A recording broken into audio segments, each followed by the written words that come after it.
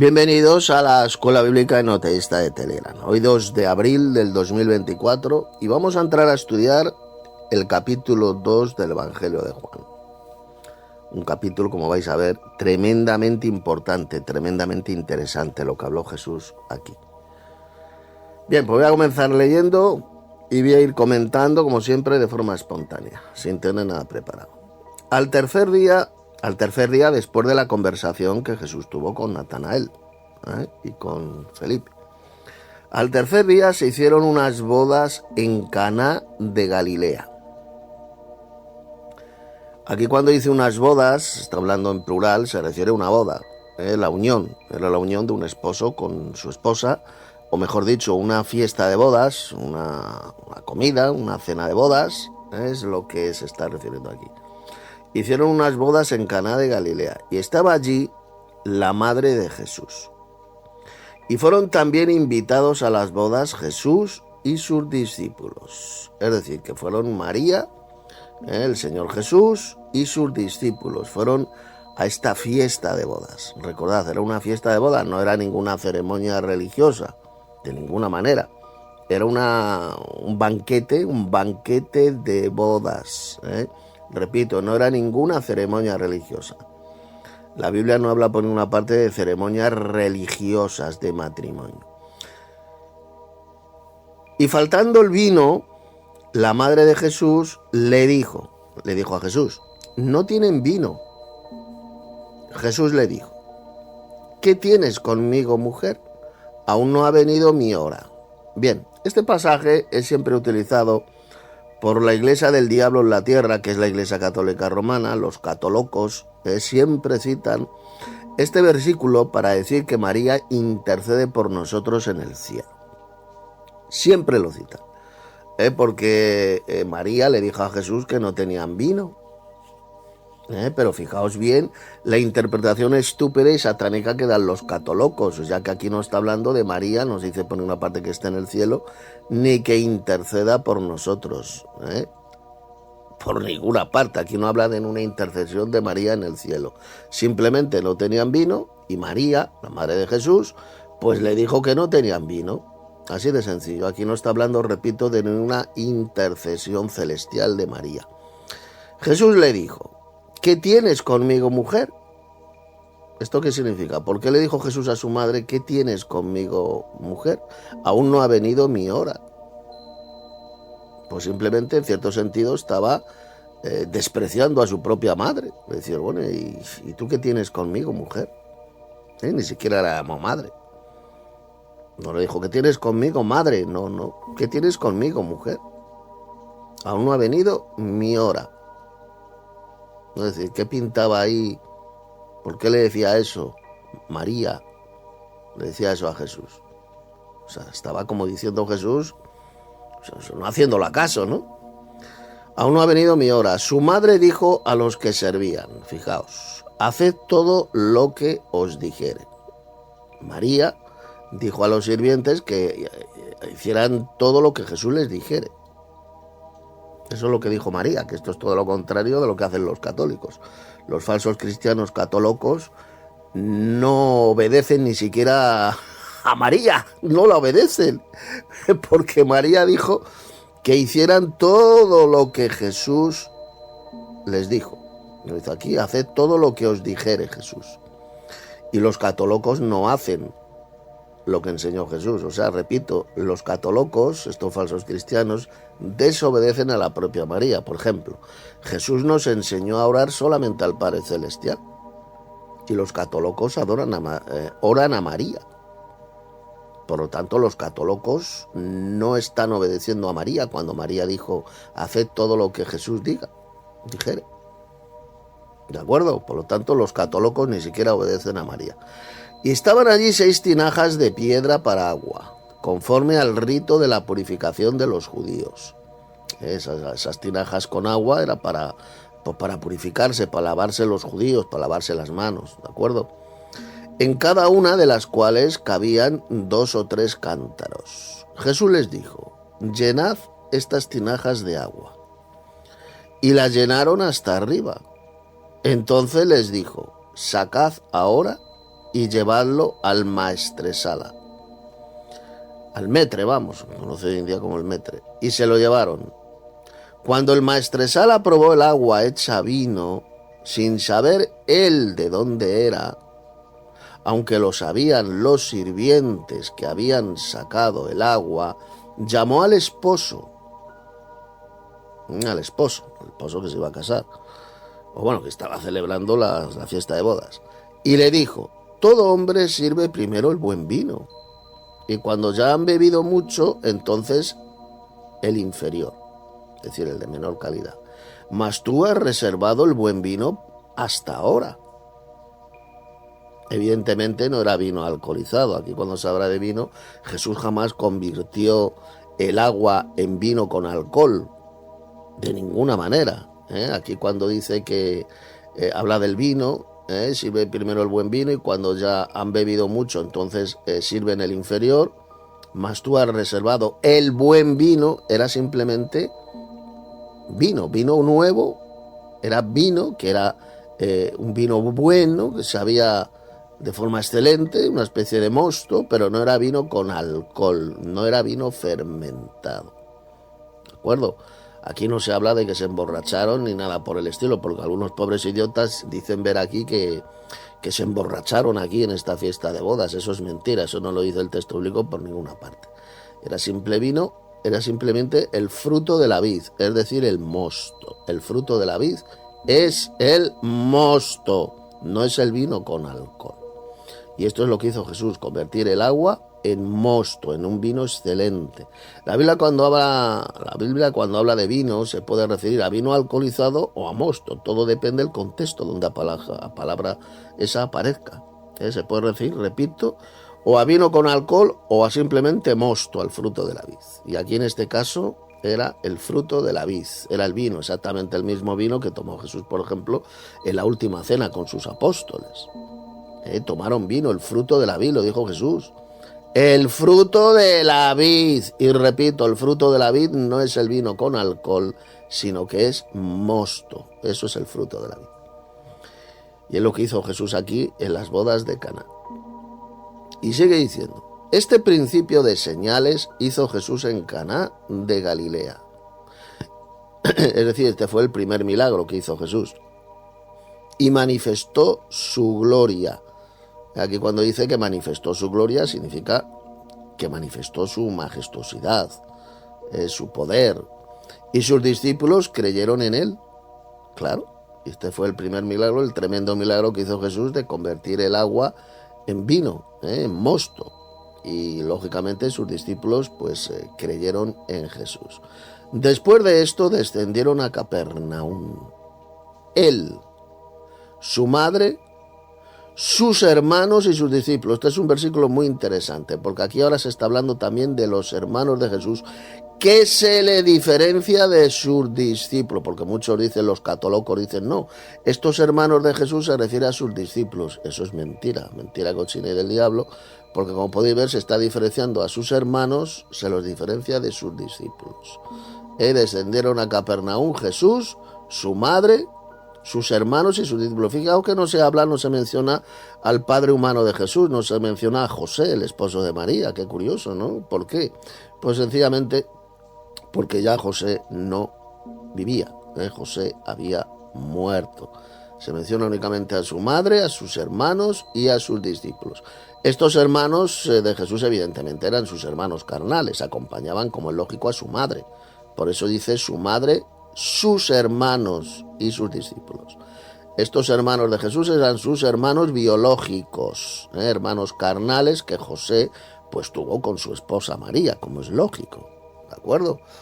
Entonces todos ellos descendieron a Capernaum y estuvieron allí no muchos días. Estaba cerca la Pascua de los judíos y subió Jesús a Jerusalén.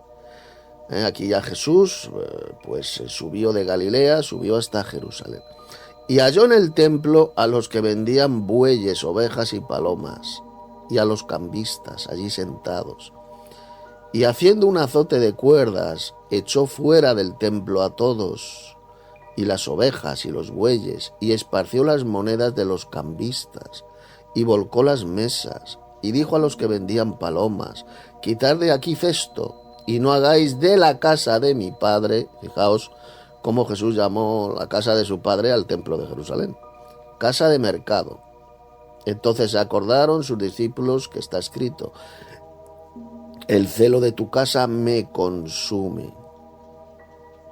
Y los judíos respondieron y le dijeron: ¿qué señal nos muestras ya que haces esto? Bueno, deciros que esto de subir Jesús a Jerusalén, al templo de Jerusalén, y volcar las mesas de los cambistas, y esto lo hizo Jesús por 2 veces, no lo hizo por una vez, lo hizo al comienzo de su ministerio, como podéis ver aquí, en Juan capítulo 2, y también lo hizo cuando Jesús entró en Jerusalén hacia el final de su ministerio. Lo hizo por 2 veces. Muchos creen que esto ocurrió solamente una vez. No, fue por 2 veces. Jesús hizo este azote de cuerdas, volcó las mesas de los cambistas, de los que vendían palomas. Todo esto lo hizo Jesús 2 veces. Una al principio de su ministerio, que es la que vemos aquí, y otra hacia el final de su ministerio. Sigo leyendo. Y los judíos respondieron y le dijeron: ¿qué señal nos muestras ya que haces esto? Respondió Jesús y les dijo: destruid este templo y en 3 días lo levantaré. Vamos a ver ahora cómo Jesús aquí no se estaba refiriendo al templo de Jerusalén, al templo de piedra. Se refería a él mismo, a su propio cuerpo, como vamos a ver.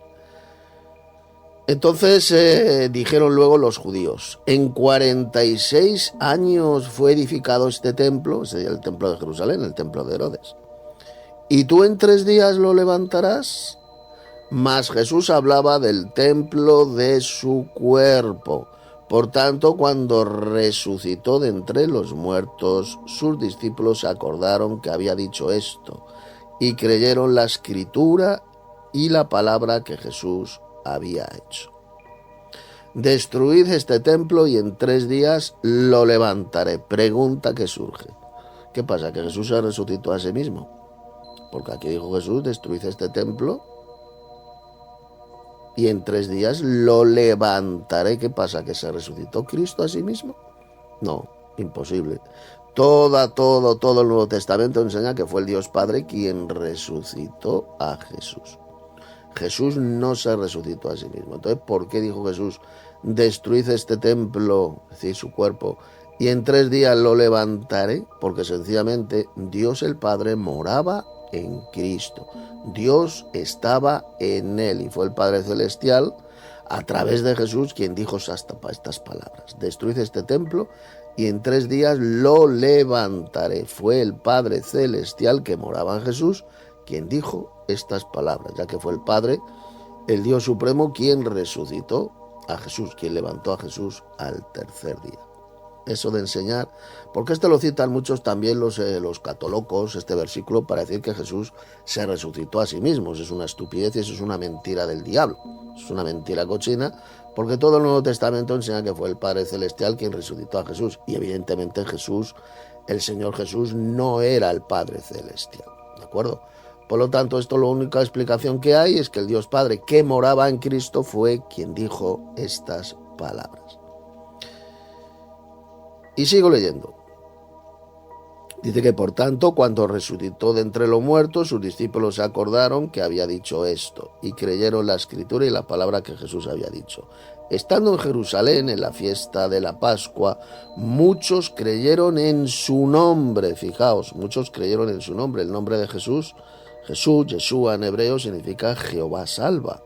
¿Esto qué significa? Que muchos creyeron en su nombre, creyeron que Jesús es este Señor Jehová que vino a la tierra.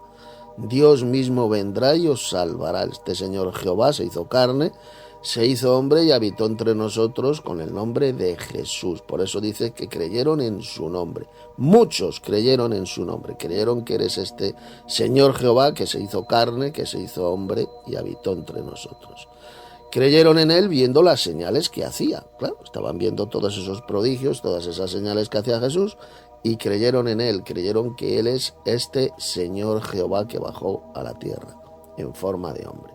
Pero Jesús mismo no se fiaba de ellos, porque conocía a todos y no tenía necesidad de que nadie le diese testimonio del hombre, pues él sabía lo que había en el hombre. Jesús conocía perfectamente al ser humano desde el interior. ¿Por qué? Porque fue él quien creó al hombre, quien creó a Adán del polvo de la tierra. ¿Cómo no lo iba a conocer? Él conoce perfectamente a cada ser humano.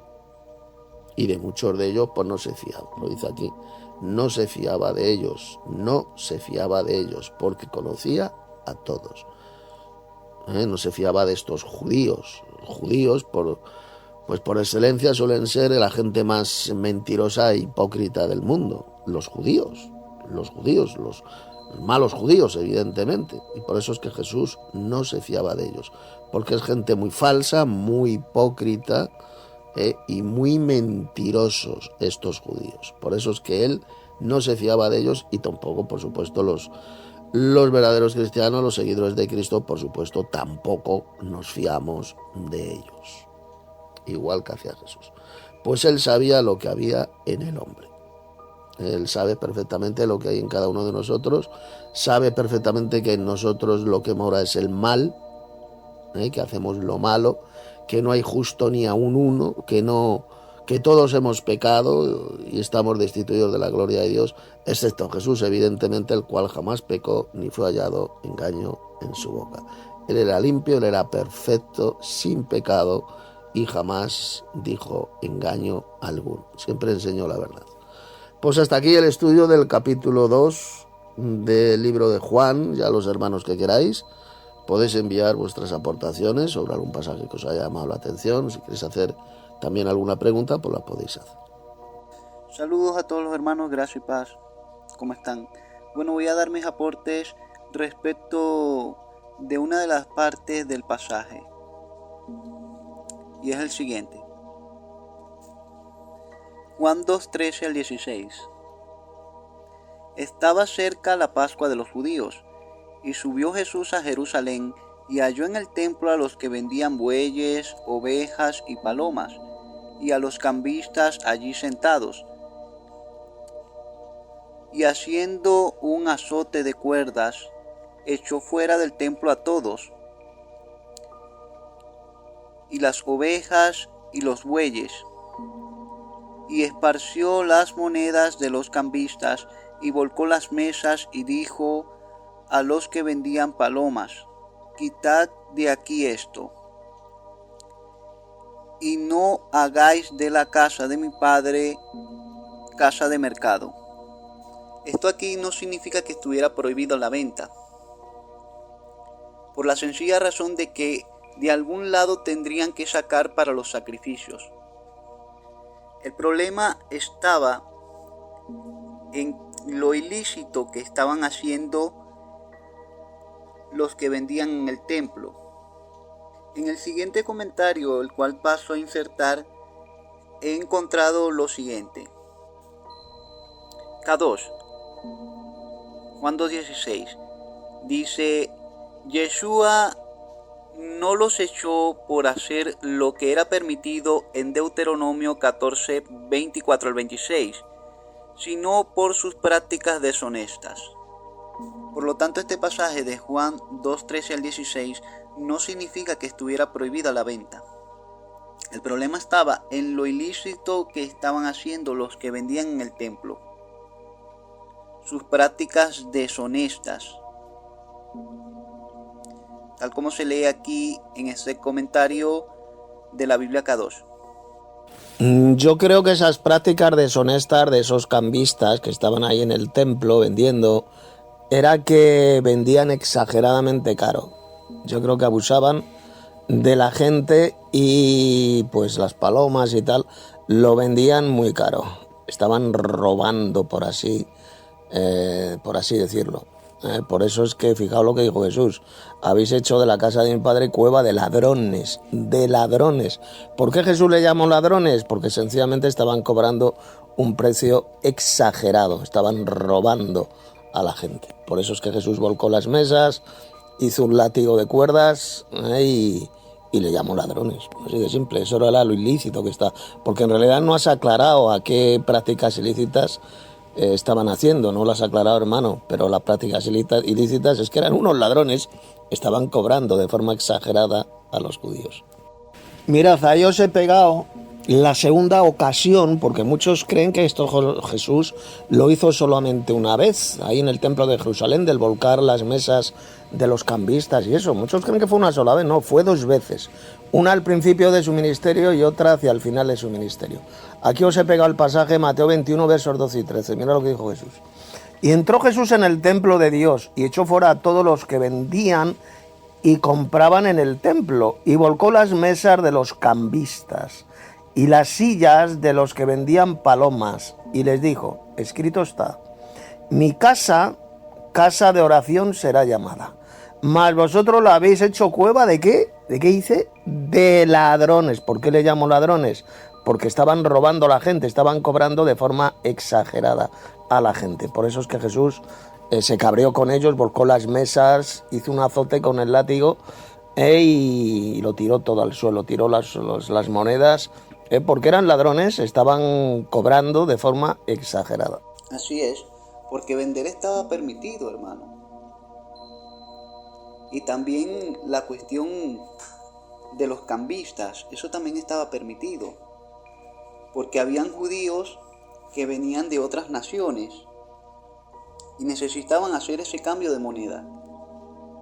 Lo que hacían esos cambistas, esos ladrones, es que hacer el cambio de moneda, seguramente estos ladrones, estos judíos ladrones que estaban ahí en el templo de Jerusalén se quedaban con una parte. Estaban robando, por así decirlo. Lo habían convertido el templo de Jerusalén en cueva de ladrones. Ahí lo dijo Jesús en ese pasaje que he pegado de Mateo. Recordad, fueron 2 veces las cuales Jesús volcó las mesas de los cambistas. La primera vez cuando comenzó su ministerio y la segunda vez hacia el final de su ministerio. Seguramente hacían el cambio de moneda cobrándoles interés, algo que está prohibido en la santa ley de Dios. Como muy bien sabes, hermano Dairon, está prohibido, en la ley de Moisés se prohibía cobrar intereses a los propios judíos. Al pueblo de Israel, cobrarles intereses. Seguramente eso es lo que hacían. Al cambiar monedas les cobraban un interés, es decir, estaban robando y estaban quebrantando la ley de Dios. Y no solo eso, sino que seguramente las palomas que vendían, los animalitos para el sacrificio que vendían, pues cobraban de forma exagerada, estaban robando a los judíos.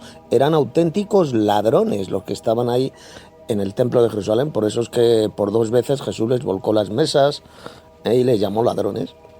Aquí os he pegado la versión de Lucas, la segunda y última vez cuando Jesús entró ahí en el templo de Jerusalén y volcó las mesas de los cambistas.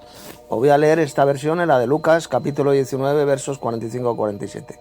Y entrando en el templo comenzó a echar fuera a todos los que vendían y compraban en él, diciéndoles, escrito está, mi casa es casa de oración, mas vosotros la habéis hecho cueva de ladrones. ¿Lo veis?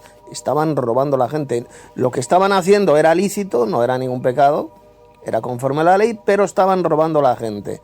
Bien, los cambistas lo que hacían seguramente es cobrarles un interés a los propios judíos, algo que está prohibido en la ley. Les cobraban de más, les estaban robando y además estaban cobrando de forma exagerada pues palomas, animalitos que eran para el sacrificio. Y enseñaba cada día en el templo, pero los principales sacerdotes, los escribas y los principales del pueblo procuraban matarle. A ver, esta es la segunda y última vez que Jesús entró en el templo e hizo esto. La primera fue cuando comenzó su ministerio y la segunda fue cuando ya entró en Jerusalén, la llamada Semana Santa que conocemos, entró en Jerusalén y entró en el templo y volvió a volcar las mesas de los cambistas. Lo hizo por 2 veces. Porque repito, que esto es curioso, pero muchos creen que esto ocurrió una sola vez, que Jesús lo hizo una sola vez, no. Según las narraciones evangélicas, lo hizo dos veces, no una. Sí, así es. Seguramente hacían eso. Una cosa que, como bien has dicho, lo prohíbe la ley. Deuteronomio 23:19. En cuanto a esto, yo tengo una pregunta. Hermano, en la ley se prohíbe eso, cobrarle interés al hermano. Entonces la pregunta es, si un hermano se acerca a nosotros, ¿está bien que le cobren interés? Y sí, los que vendían esas palomas y los animales les estaban cobrando de forma exagerada. No, cuando un hermano te pide algo prestado, te pide, por ejemplo, dinero prestado, no tenemos que cobrarle interés, porque si es un hermano en la fe. Si no es un hermano en la fe, pues sí, le podemos cobrar interés, que es lo que hacía también Israel. Los israelitas cobraban intereses a los gentiles. Cobraban intereses a los que no eran israelitas. A los israelitas no.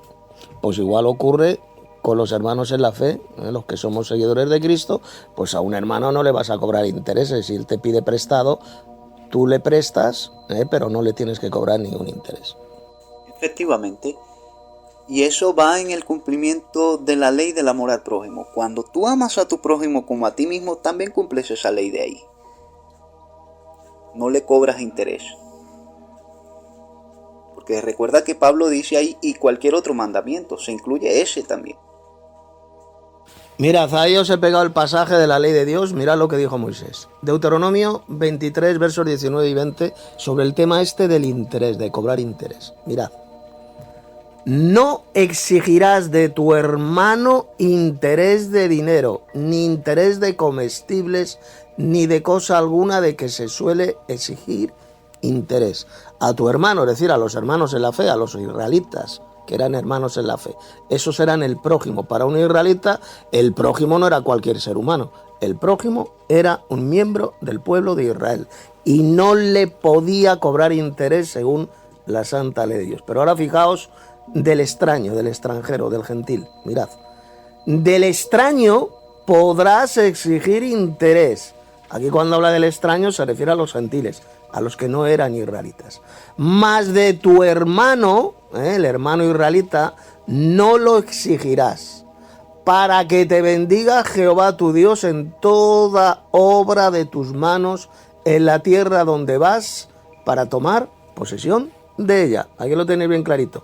El pueblo de Israel estaba prohibido terminantemente cobrar interés a sus hermanos, a sus compatriotas del pueblo de Israel, pero sí que podían cobrar interés a los gentiles. Mirad, aquí os he pegado estas palabras del profeta Ezequiel, que también habla de este tema de cobrar con interés. Ezequiel 18, versos 8 y 9, mirad lo que dice.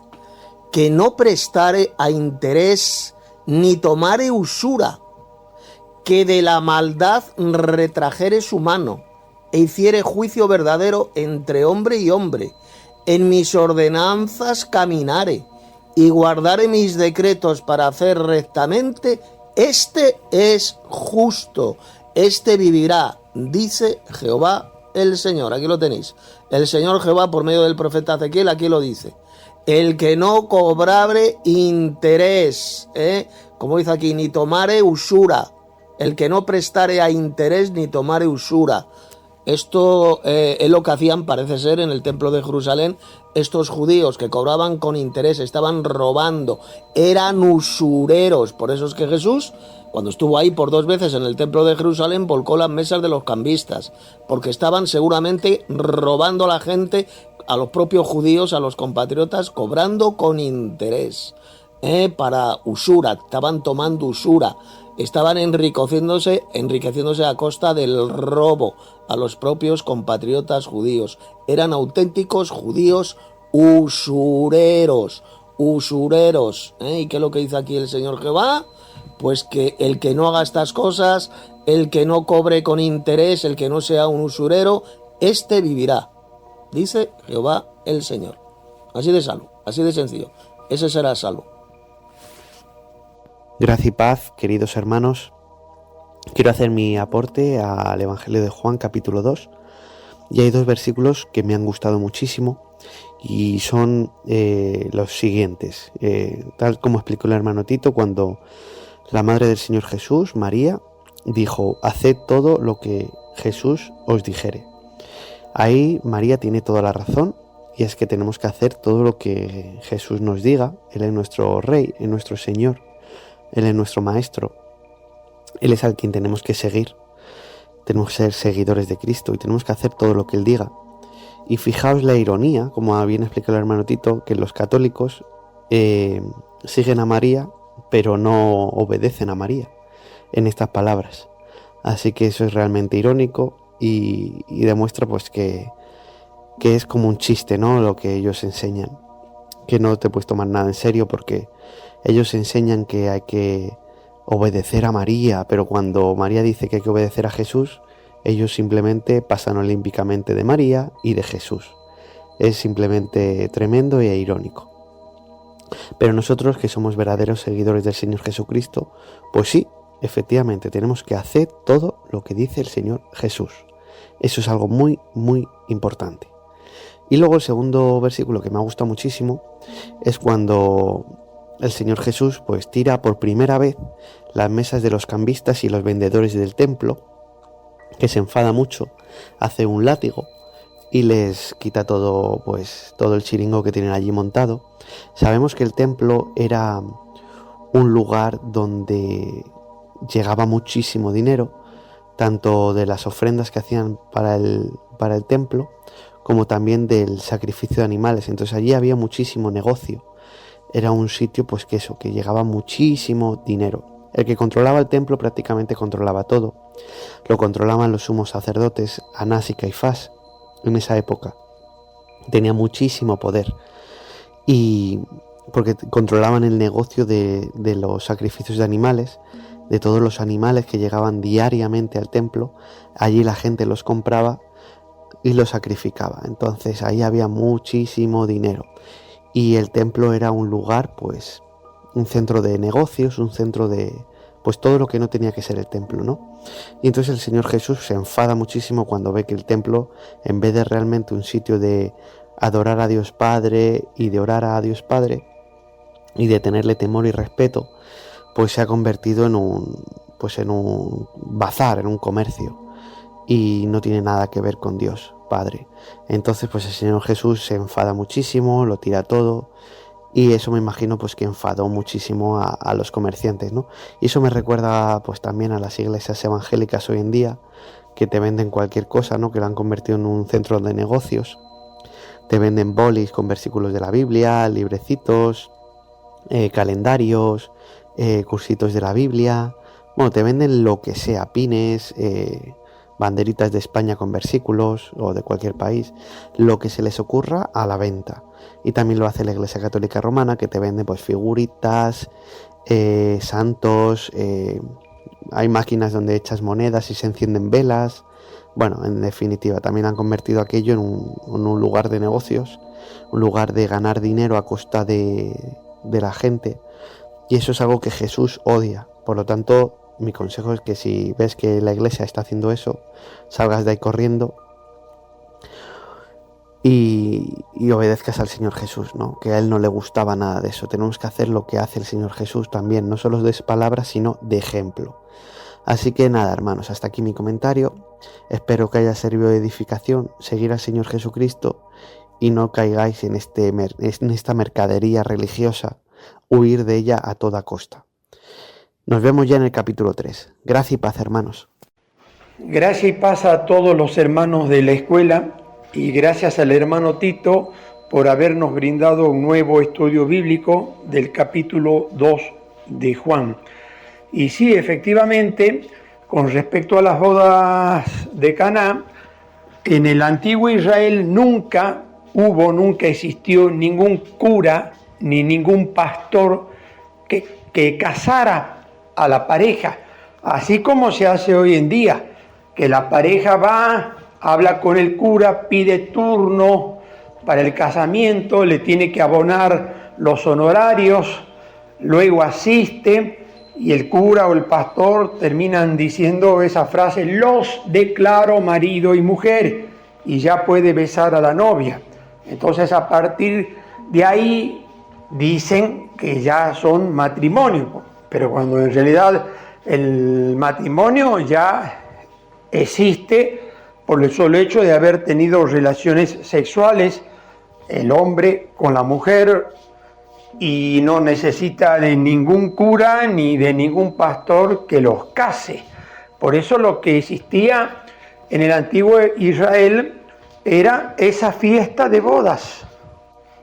Respecto al tema del vino, del milagro del vino, yo estaba convencido que era un vino con alcohol, porque me acuerdo que en una época en la página de las 21 tesis de Gavito Grupos se había debatido este tema y se había llegado a la conclusión que era un vino con alcohol, a menos que yo lo recuerde mal o lo haya entendido mal, o bien el hermano Tito haya perfeccionado este asunto y ahora lo presente y lo enseñe como que era un vino sin alcohol. La verdad que no lo sé, pero yo estaba convencido que era un vino con alcohol. Respecto a esas palabras de María, que va y le dice a Jesús que los invitados ya no tienen vino, por supuesto esa es una frase de la cual se agarran los católicos para decir que ella es mediadora, pero es más, los católicos ahora enseñan que en realidad lo que le fue a decir, a pedir a Jesús, es que convirtiera el agua en vino, o sea, que María le pidió que hiciera un milagro. Y dicen que a pesar de que esas palabras no se leen textualmente en la Biblia, por eso es que María le dice, hagan todo lo que Él les diga, porque ya sabía, porque si no hubiera sabido María, dicen los católicos, que Jesús iba a hacer el milagro de convertir el agua en vino, entonces María jamás le hubiera dicho, hagan todo lo que Él les diga, porque ¿qué es? Dicen los católicos, lo que debían hacer, todo lo que Él les diga. María ya lo sabía. María dice que ya sabía que iba a convertir el agua en vino. Y esa frase que los católicos enseñan que dijo María y que por eso que dijo es mediadora, pero eso también se puede aplicar, por ejemplo, al centurión, porque el centurión cuando va y habla con Jesús para que cure a su criado, no era el criado quien le estaba pidiendo algo, sino el centurión que le estaba pidiendo a Jesús que curara al criado. Y sin embargo, entonces, con ese mismo criterio, el centurión también tendría que ser mediador, y ya no sería la única persona mediadora María, según los católicos, sino que habría un montón de mediadores que cuantas veces le hayan pedido algo a Jesús, entonces automáticamente se convirtieron en un mediador, una cosa totalmente ridícula. Respecto a lo sucedido con Jesús, cuando en el templo comienza a derribar mesas, sillas, ahí ya más de uno me va diciendo que ese versículo bíblico que enseña que Jesús no pecó jamás, no es así, porque me dicen que Jesús pecó cuando estuvo en el templo derribando mesas y sillas porque tuvo ira, y que la ira es un pecado, pero claro, lógicamente lo deben sacar de los 7 pecados capitales del catolicismo, que yo particularmente no sé cuáles son los pecados capitales. Entre esos pecados capitales está la ira, porque dice que, de hecho, según la doctrina católica, por supuesto, la ira la que forma parte de los 7 pecados capitales o mortales. O sea que Jesús cometió un pecado mortal según el catolicismo, inclusive, aunque no lo diga, pero uno le podría hacer alusión que si ellos enseñan que la ira es un pecado capital, un pecado mortal, y Jesús tuvo ira, entonces estarían enseñando eso, que es uno de los pecados más graves que existen, y además también enseña que ese pecado es el que empuja a cometer otros pecados que van a venir más adelante y que son quizás igual o más peligrosos y que lo va a llevar a la muerte. Y hubo una persona que hasta hace poco en Facebook, hablando sobre este tema de Jesús en el templo derribando las mesas y las sillas, me dijo que ese pasaje bíblico donde se enseña que Jesús jamás pecó, no es así, porque dice, yo te voy a citar otro que enseña lo contrario. Y me citó Salmos 37:8, que comienza diciendo, desecha la ira y el enojo. Entonces me dijo que Jesús no hizo caso a ese salmo porque no desechó ni la ira ni el enojo, sino que tenía ira y estaba enojado. Y el salmo continúa diciendo, no te alteres, que eso empeora las cosas. Y me dijo que Jesús estaba totalmente alterado y que obviamente para él había empeorado todas las cosas, porque él al citar ese Salmo 37:8 de manera diabólica, según la interpretación que él le da, para adjudicárselo a Jesús, está queriendo hacer creer que Jesús pecó. Pero claro, yo le respondí que la ira no es un pecado así como muchas personas creen, porque la ira se puede convertir en pecado, pero cuando es expresada de una manera inapropiada, algo que Jesús no hizo, sino que Jesús hizo lo correcto. Por eso a veces la respuesta más apropiada para una situación es la ira. Incluso puede ser una expresión de amor, así tal cual como hizo Jesús. Y para finalizar, yo vuelvo a reiterar que no sé de dónde los católicos sacaron esa estupidez de los 7 pecados capitales, porque entre esos 7 pecados capitales entra la ira, según ellos, que es un pecado mortal. O sea, que el que comete ira es un pecado mortal.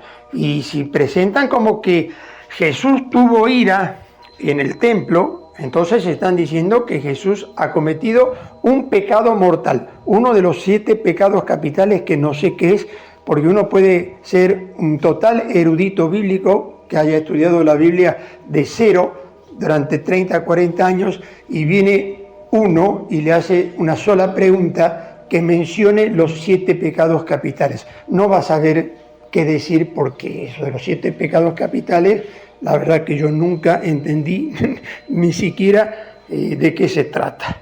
Así que gracias y paz, hermanos.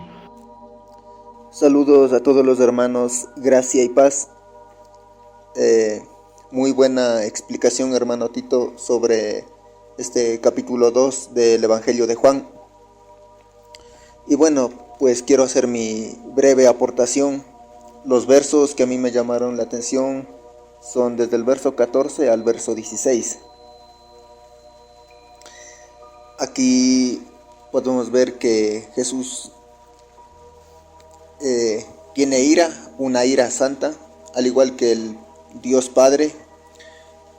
Los dos dioses tienen ira, y pues la ira no es pecado. Cualquiera puede tener ira por alguna circunstancia, ¿no?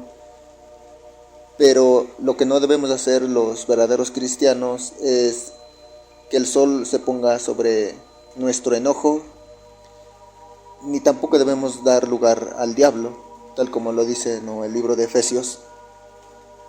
Es decir, que no debemos dejar que esa ira en nosotros sea algo permanente, sino que debe ser una ira temporal.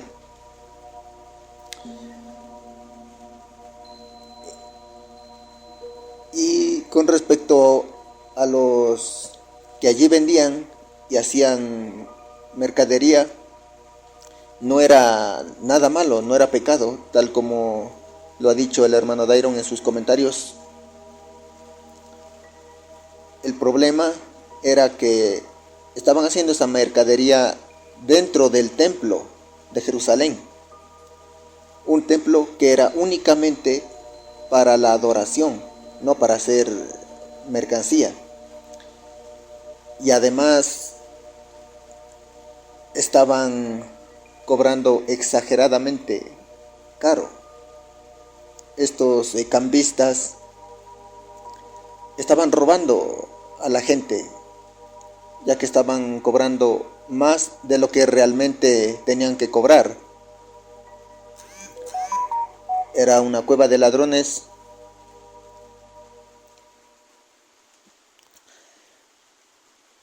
Pero, como dije anteriormente, no era nada malo la mercadería o la venta, ya que tenían que vender animalitos para que las personas compraran para el sacrificio. Pero el problema es que estaban robando a la gente al cobrar una cantidad muy alta, y también porque lo estaban haciendo dentro del templo, un lugar que era únicamente para la adoración, no para hacer ventas de ningún producto, ni tampoco para hacer una cueva de ladrones. Fue por eso que Jesús se enfadó y los volcó, los echó fuera del templo. Entonces, esta es mi breve aportación con respecto al Evangelio de Segunda de Juan. Gracias y paz, hermanos. Hola, hermano. Yo había tocado este mismo tema hace unos días con el hermano Dairon. Lo traigo a colación aquí nuevamente para decir la respuesta mía, a ver qué opinan, porque yo estoy totalmente en contra de cobrar con intereses. Lo que yo le decía al hermano Dairon era un ejemplo, que aquí en Argentina en la actualidad estamos viviendo una hiperinflación. Entonces, ¿qué quería decirle con esto al hermano Dairon? Supongamos que venga un hermano en Cristo y necesite comprarse una bicicleta y le pide a otro hermano en Cristo que le preste el valor de la bicicleta. Supongamos que sean 1.000 pesos. Pero resulta que el hermano en Cristo que se compró la bicicleta le va a devolver esos 1.000 pesos de aquí a 5 meses.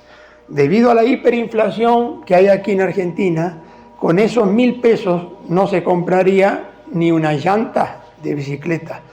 Yo lo que le decía al hermano Dairon, que tenía que devolverle más o menos el mismo importe de lo que él recibió en su momento, que era el valor de una bicicleta, pero sin intereses. Sin intereses, porque el interés es para mí cuando alguien presta algo y no hay ninguna hiperinflación, y en el momento de la devolución, el que le ha prestado le dice: no, vos me vas a devolver lo que yo te presté más un interés como comisión por un servicio, un favor que yo te hice.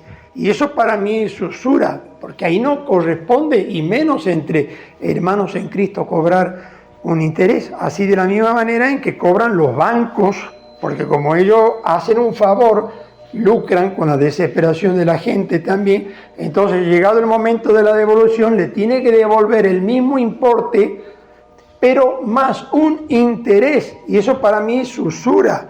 Pero en el caso de la hiperinflación aquí en Argentina, no sé si eso es correcto o no es correcto, porque si uno le va a aceptar los 1.000 pesos que le prestó hace 5 meses atrás, prácticamente no va a valer absolutamente nada. Tito, una consulta.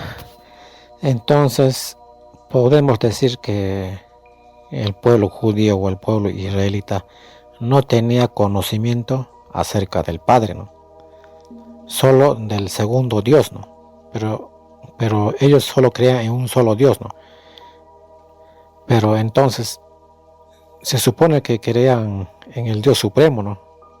Más no en el segundo Dios. ¿Cómo se entiende eso, no? Porque hasta ahora los judíos y los israelitas son monoteístas, ¿no? Siguen creyendo en un solo Dios, ¿no? Pero sin embargo Jesús viene y nos presenta al Padre, ¿no? Y al mismo tiempo también que Él es Dios, ¿no? Que hay dos dioses, ¿no? Y parece que esa forma de enseñanza los judíos de ese tiempo no lo aceptan, ¿no? Creo que en Mateo hay un versículo que dice, ¿no? Verán al Hijo del Hombre sentado a la diestra del Padre, que le dice a los, justamente cuando lo apresan, creo, y los sacerdotes se rasgan la vestidura y dicen: blasfemia, blasfemia. Él dijo blasfemia, ¿qué más prueba tenemos? Hay que matarle, ¿no? Algo así, ¿no? Entonces parece que Jesús les está hablando de otro Dios, ¿no? Aparte del Padre, ¿no? Entonces mi pregunta sería, cuando los judíos antes de venir el Mesías, porque antes de venir el Mesías, ¿en qué Dios creían entonces? ¿En el segundo Dios o en el primer Dios? Porque obviamente creían solamente uno, ¿no? Porque no tenían conocimiento del otro Dios, ¿no? ¿Qué tal, hermano Alex? Mira, el pueblo de Israel conocieron a un Dios, que era el Dios pues, que bajaba a la tierra, que se apareció a Moisés y hablaba con él cara a cara, pero al Dios Padre no le conocieron. El Dios Padre hablaba por medio de los profetas, pero nunca le conocieron. Esto lo dice el propio Dios Padre en el libro del profeta Isaías, dice, nunca me conociste. Nunca me conociste, no me conociste y no me conociste. O sea, el pueblo de Israel, repito, no conocían al Padre Celestial, al Jehová Supremo. Al que conocían era el segundo Jehová, que era el mismísimo Señor Jesús, que era el que bajaba del cielo y se aparecía a los seres humanos. Ese era el Dios que conocían. Pero al Padre no. Por eso es que vino Jesús a la tierra para darnos a conocer al Padre. Ahí lo dice, Juan capítulo 1, verso 18. Si Jesús vino a la tierra para darnos a conocer al Padre, es porque antes nadie le conocía, es de sentido común. Además lo dice Jesús también en el Evangelio de Juan, hay un pasaje que dice en Juan capítulo 17, dice, el mundo no te ha conocido, el mundo no te conoció. El mundo nunca conoció al Padre Celestial, nunca. Lo dijo Jesús. Y el pueblo de Israel tampoco. Ellos conocían a un Dios, a un Jehová, que era el que bajaba del cielo, quien entregó la ley a Moisés, quien se apareció a Moisés y hablaba con él cara a cara. Ese es el Señor Jehová que conocían, pero no al Padre. Al Padre no le conocían. Hasta que vino Jesús. Cuando vino Jesús nos dio a conocer al Padre, nos habló del Padre. Así de sencillo. Entonces al único Señor Jehová que conoció el pueblo de Israel, pues era el Señor Jesucristo, que era quien sacó a Israel de la esclavitud de Egipto y los llevó a la tierra prometida. Ese es el Señor Jehová que conocieron, que era el propio Jesús. Todo aquel que invoque el nombre de Jehová será salvo. Lo leemos, por ejemplo, en Joel capítulo 2. Y resulta que es el nombre de Jesús el que tenemos que invocar para ser salvo. O sea, es a él, a este Señor Jehová, al único que conocieron, que era el Señor Jesús. Luego Jesús vino a la tierra para darnos a conocer al Dios Supremo, al Jehová Supremo, que es el Padre Celestial. Es así de sencillo. Esto no lo explican en las iglesias, en ninguna iglesia de la cristiandad, evidentemente. Esto lo enseñan las Sagradas Escrituras, pero esto lo han pervertido y lo han ocultado las iglesias a lo largo de los siglos, pero es la pura realidad. Es que lo dice, no es que lo diga yo, es que lo dice la Escritura, lo dice el propio Jehová. Ahora voy a pegar el pasaje, dice y no me conociste, hablando al pueblo de Israel, y no me conociste, y además lo dice por 2 veces. O sea que el pueblo de Israel nunca conoció al Padre Celestial. Y otra pregunta, Tito, por ejemplo, la Shema hebrea, ¿no? Los israelitas o los judíos, ¿a quién se referían a eso, no? Porque no tenían conocimiento acerca de uno de los dioses, ¿no? Yo supongo, ¿no? Supongo en mi ignorancia se referirían al segundo Dios, ¿no? Al Dios que se les aparecía, ¿no? En el Antiguo Testamento, digo, a sus padres, ¿no? Yo supongo que se referían a él, ¿no? Que era el único Dios, ¿no? A que ellos conocían, ¿no? Pero cuando Jesús vino, presenta al otro Dios, ¿no? Al Dios Supremo, que es el Padre, ¿no?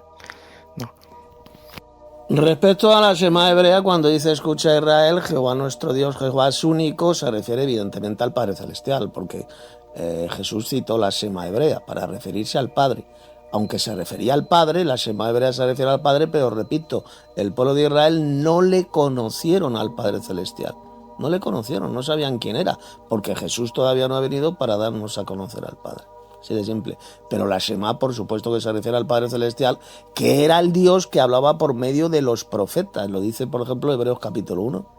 Hablando del Padre, dice Dios, habiendo hablado muchas veces y de muchas maneras en otro tiempo a nuestros padres por medio de los profetas, en estos posteriores tiempos nos ha hablado por medio del Hijo.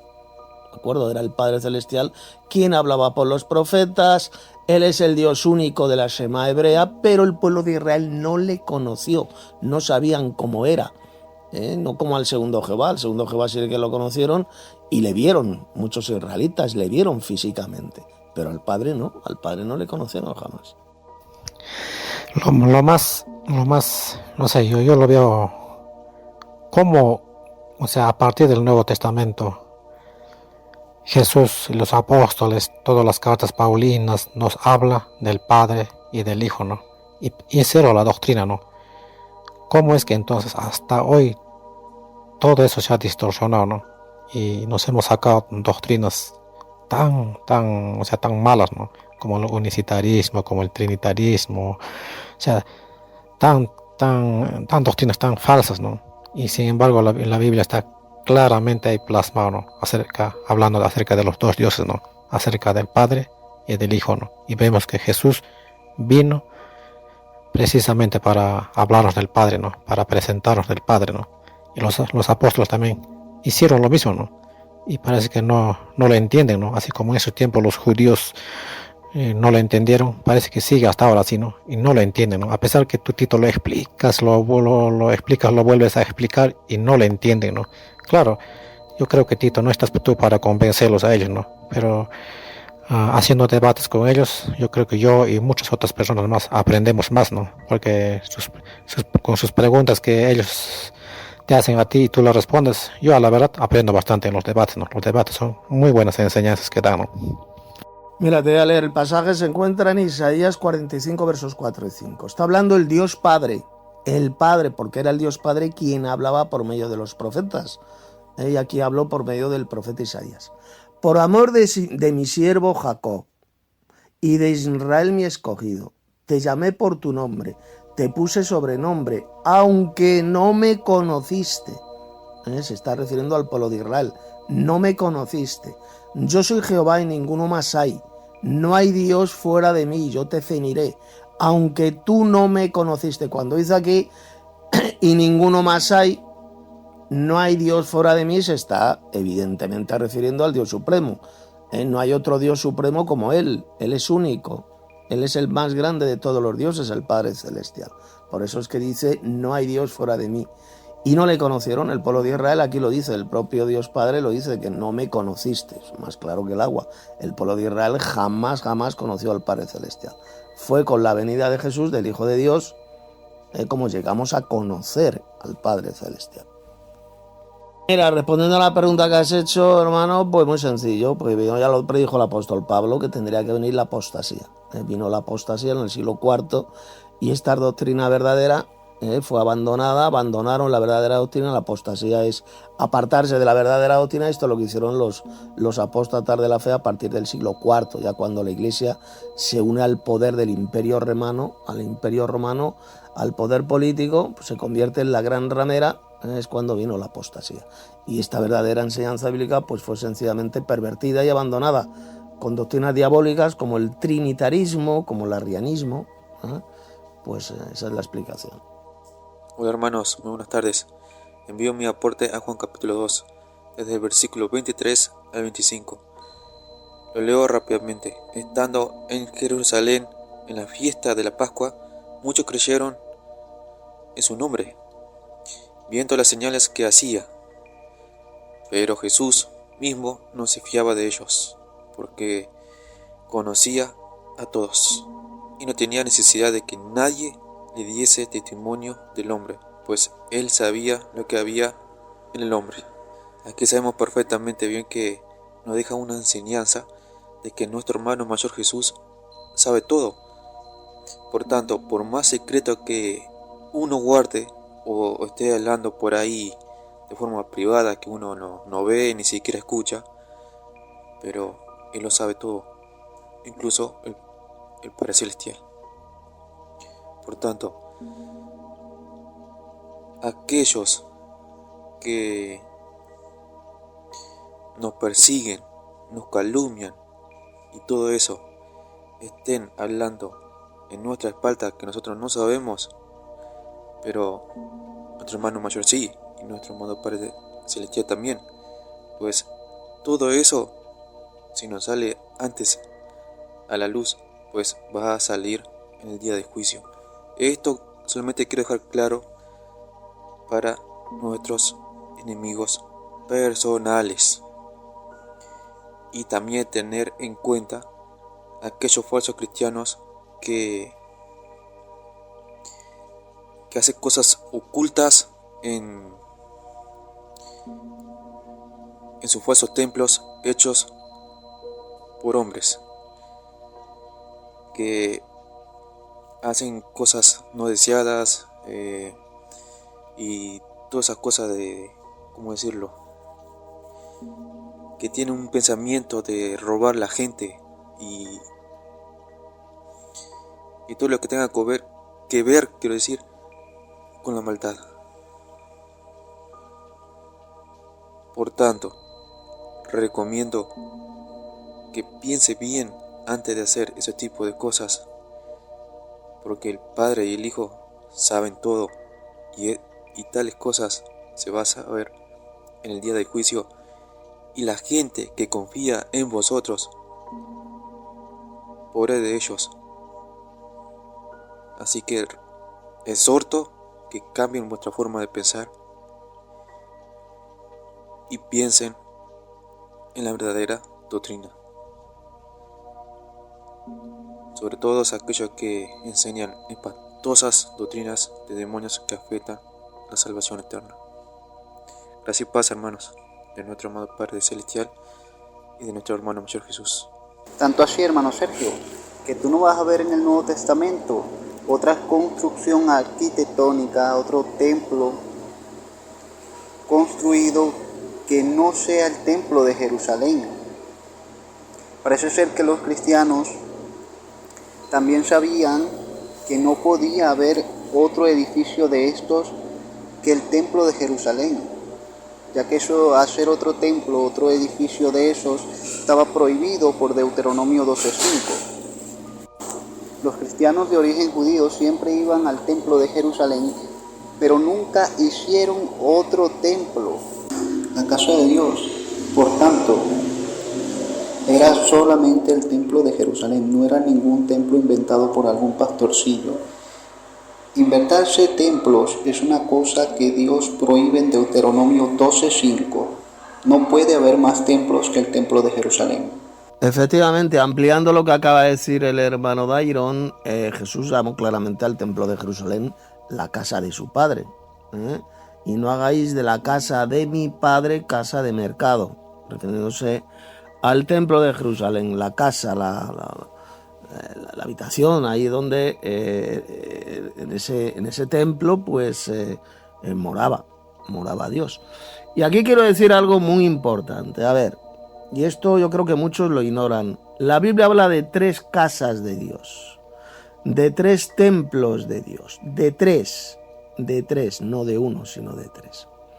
El primer templo de Dios es el templo celestial. En muchísimos pasajes de la Biblia se habla de este templo celestial de Dios, de esta casa de Dios que está en el cielo. Es un templo majestuoso, es el templo celestial donde Dios el Padre y Cristo tienen su morada. Luego, la Biblia también habla del templo de Jerusalén como la casa de Dios, el Padre, ya lo dijo Jesús. El templo de Jerusalén se le llama la casa de Dios, el templo de Dios. Y luego hay un tercer templo de Dios, que es mencionado en el Nuevo Testamento. ¿Y cuál es ese templo de Dios? ¿Cuál es ese templo de Dios? A ver, es la iglesia de Cristo. ¿No sabéis que sois el templo de Dios y que el Espíritu de Dios mora en vosotros? Por lo tanto, Dios el Padre tiene 3 templos. El templo celestial, el templo de Jerusalén, cuando existía, evidentemente, ahora no existe todavía el templo en Jerusalén, fue destruido en el año 70, el templo de Jerusalén era también el templo de Dios, se le llama el templo de Dios, y la iglesia de Cristo, que es llamada también el templo de Dios. Por lo tanto, Dios, el Padre, tiene 3 templos o 3 casas, que es lo mismo. Bueno, hermanos, gracias por los mensajes en audio, las aportaciones que habéis enviado, así que nos despedimos y, por lo tanto, pues hasta la próxima escuela bíblica.